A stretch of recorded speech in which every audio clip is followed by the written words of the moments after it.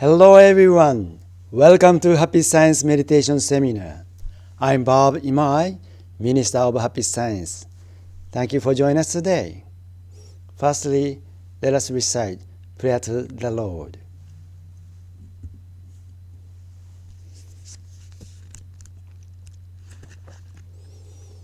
Prayer to the Lord. Our Lord, El Cantare, you are the source of all light, all power, all wisdom, and all love. May you give us light, give us power, give us wisdom, and give us love. O Lord, our Father, please protect this plant of love earth. Protect us from all evil, and open the future for us. O Lord, thank you for giving us light. We give thanks from the bottom of our hearts.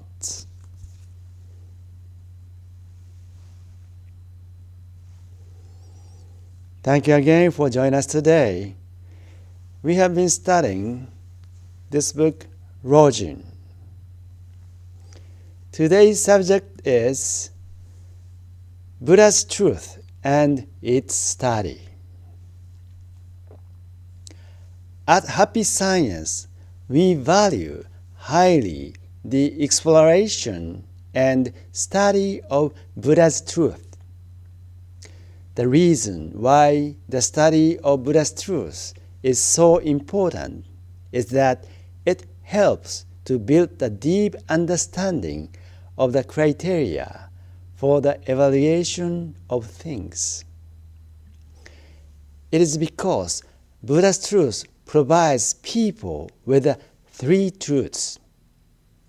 The first truth gives the answer to what is a human being. Secondly, the value of Buddha's truth and its study is that it ultimately gives us a sense of direction. Buddha's truth serves as an important beacon to show people the direction of goal to head toward. Without knowing it, we would not be able to make the trek through life. The third essence of Buddha's truth answers, why is it important to study Buddha's truth? The answer would be that it is for enhancing your happiness. Thus, the three ideas of being human, seeking improvement, and overall happiness are key words for studying Buddha's truth. Concerning study, I would like to talk about knowledge or intellectual power. What is the essence of knowledge? Most children spend nearly 2 decades learning in environments to increase their knowledge. The essence of education is ultimately to develop knowledge. On the other hand, the knowledge that people have acquired through education may not be used directly, but can be said to have applicability and potential for development. I believe that the essence of human knowledge lies in these aspects of applicability and potential for development.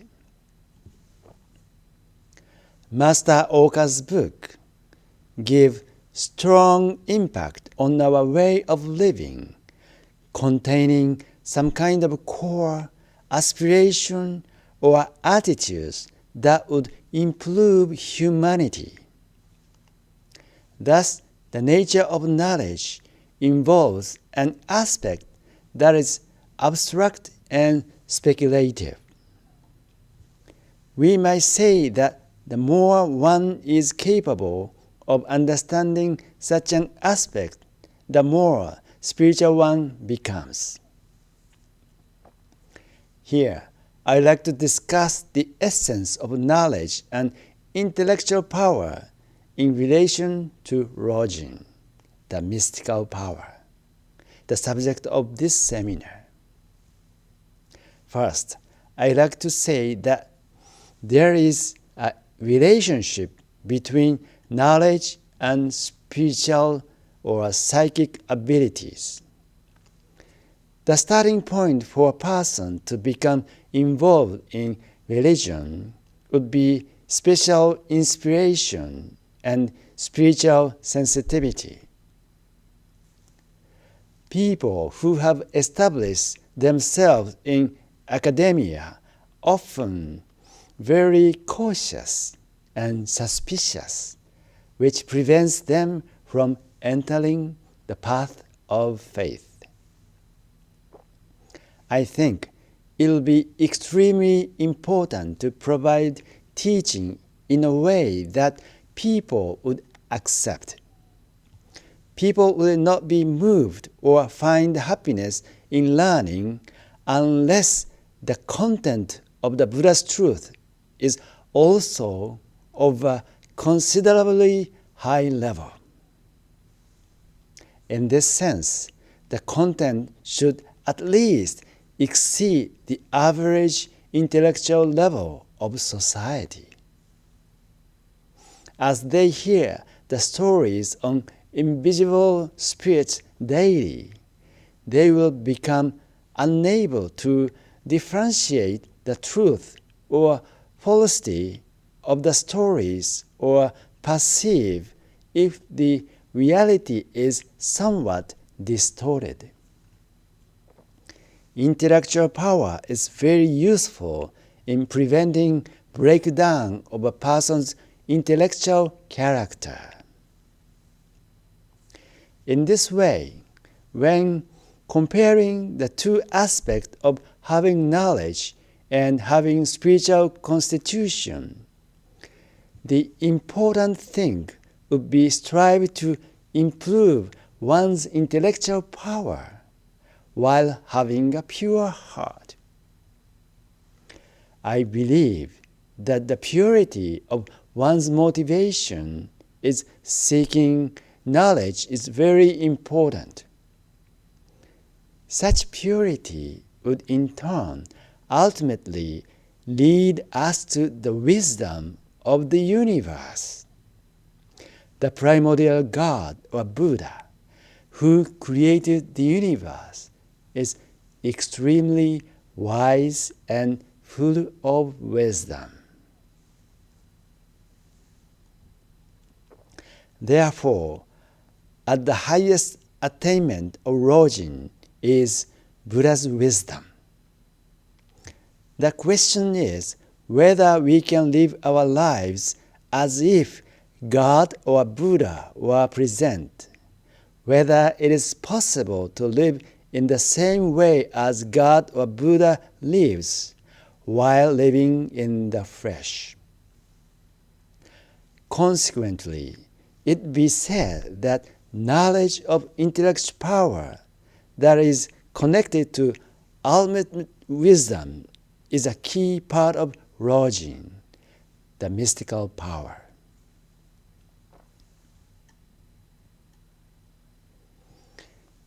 In the discussion of Buddha's truth and its study in connection to Rojin, I would like to talk about how to live in happiness.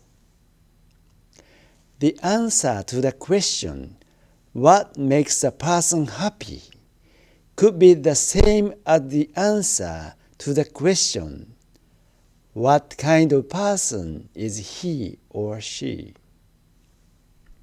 For me, personally, the greatest happiness is to attain deeper level of Buddha's truth, which heightens my level of comprehension. That in turn would provide me with a deeper understanding of the world, with a broader recognition of things. At the same time, I am very pleased that I can contribute to the creation of greater happiness for many people through the knowledge of Buddha's truth. Of course, I think it is important not to put too much emphasis on the aspect of self-sacrifice. The idea of sacrificing oneself to make others happy would probably cause one to have negative feelings. Instead, I believe that choosing the path of making yourself happy while making others happier is the way to have truly happy lives. Thus, I believe that the essence of happiness and the way to be the happiest is to live your life thinking about others, not about yourself. This way of life can make you very happy. It will describe the action of applying Rojin, the mystical power, to the theory of happiness. The reason why Rojin is so important is that it is very closely related to the principles of happiness. This is because people with spiritual abilities or psychics tend to be egoist. It is easy for them to become arrogant. In this way, efforts to use your spiritual abilities for the benefit of others will return to you in the form of your own happiness. Therefore, if you want to live a truly happy life, it is important to know how to apply your special abilities in the earthly world. For one of the topics of the lecture, Buddha's Truth and its study, I would like to discuss the interest in high spirits. Master Okawa revealed the world of high spirit in various other books. He does all this so that many of his readers will know the real essence of high spirits. The reason we share this message is to make people aware of the different ideas they may want to follow. This viewpoint is very important. I believe that the reason why high spirits have attained such position is that they enjoy the happiness of being closer to God or Buddha. Their happiness is because of their enlightenment. Then, by absorbing the thoughts, feelings, and ideas that the high spirits already possess, by integrating this wisdom as part of ourselves, we would achieve soul evolution. We might be able to add a little more to what the high spirit have learned. In closing this subject, I would like to make a few remarks about major life goals. People might be divided into two categories, which are those who have a major life goal and those who do not.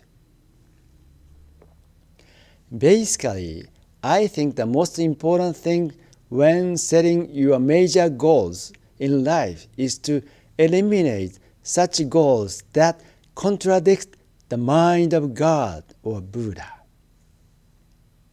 So what exactly it is that leads to spiritual evolution? In the end, I think it comes down to practicing love for others. Love is the power that exists between and among people. In the end, having a major goal in life without contributing to love or the progress of love would be in vain. The reason is that God or Buddha is also the embodiment of love.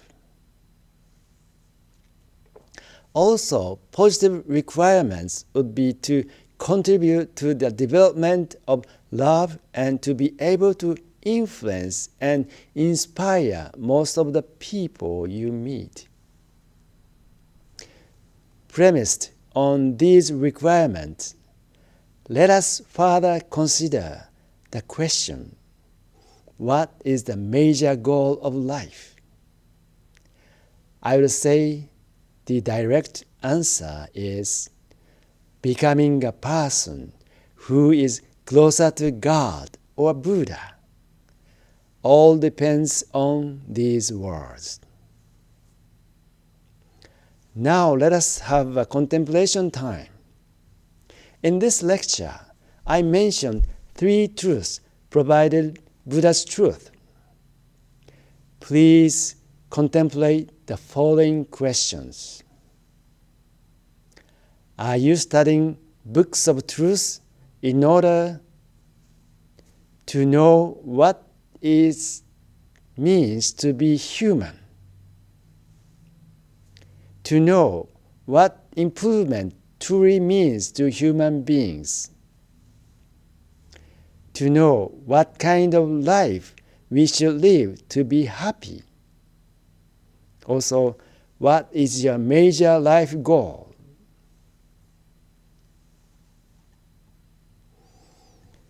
Please think about this. These questions are on your screen. Please start contemplation.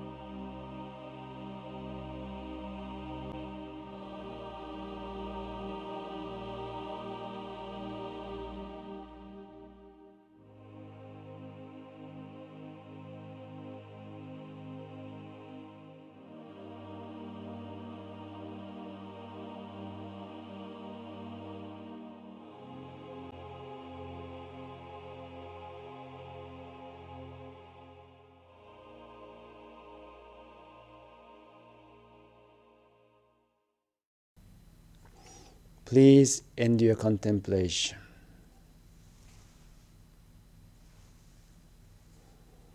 How was your contemplation? Did you know what it means to be human? Or did you know what improvement truly means to human beings? What kind of life we should live to be happy? Or could you figure out what is your major life goal?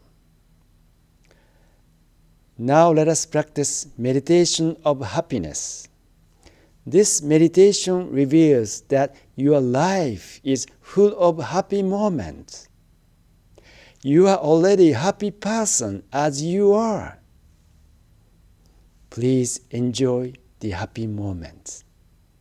Just follow the guidance of Master Okawa. Firstly, let us recite prayer to guardian and guiding spirits.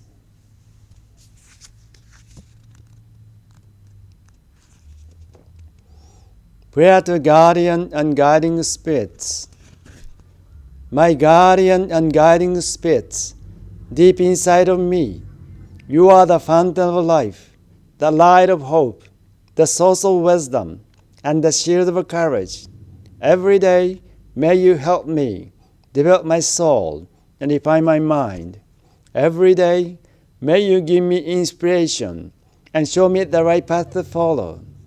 Please protect me from all evil and guide me in living a better life. For this, I give my thanks.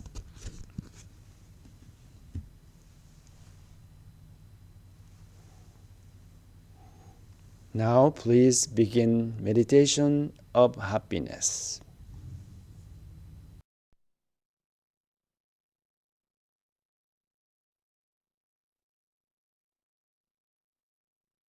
Well then, we will now begin our happiness meditation. There will be no divisions by life period this time.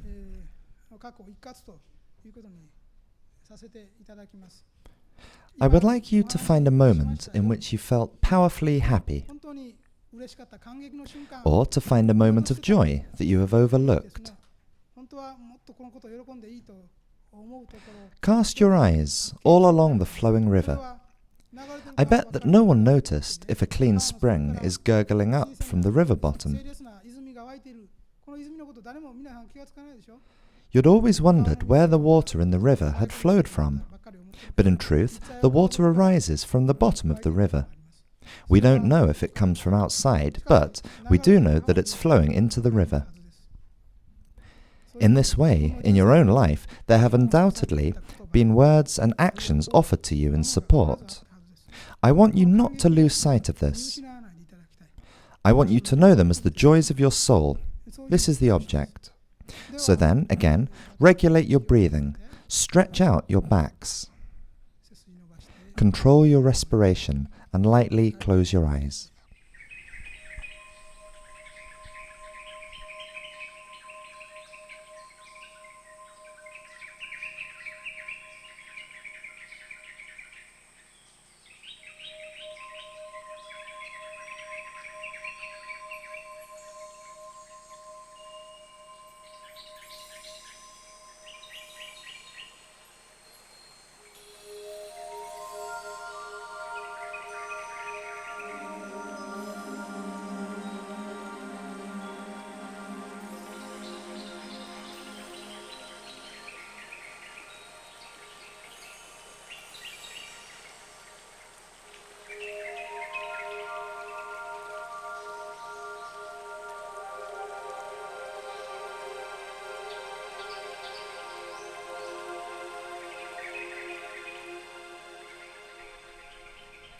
Look back on your past and recall each moment of joy.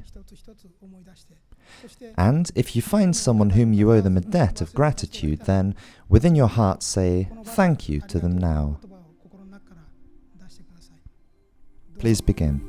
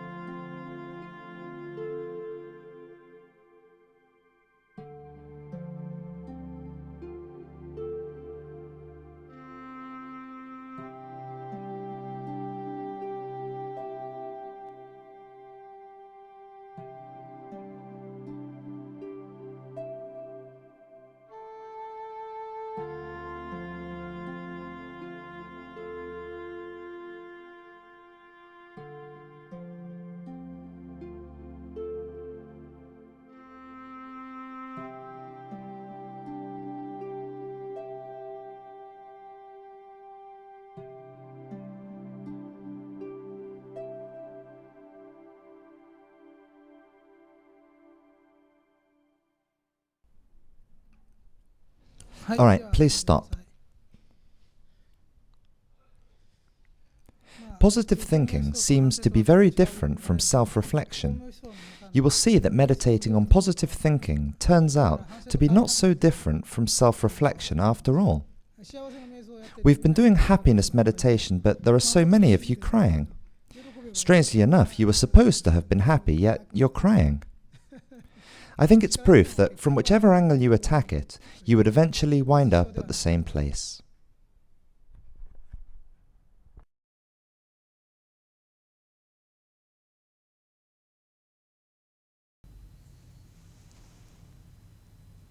Thank you, Master Oka. How was meditation?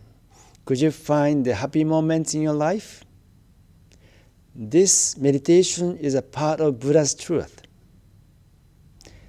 As a conclusion, I believe that the theme of Buddha's truth and its study is indispensable in helping you find the reason for your existence or to discover your true self, to be closer to God or Buddha. Thank you very much for joining us today. I will see you next week. Thank you very much. See you then. Bye-bye.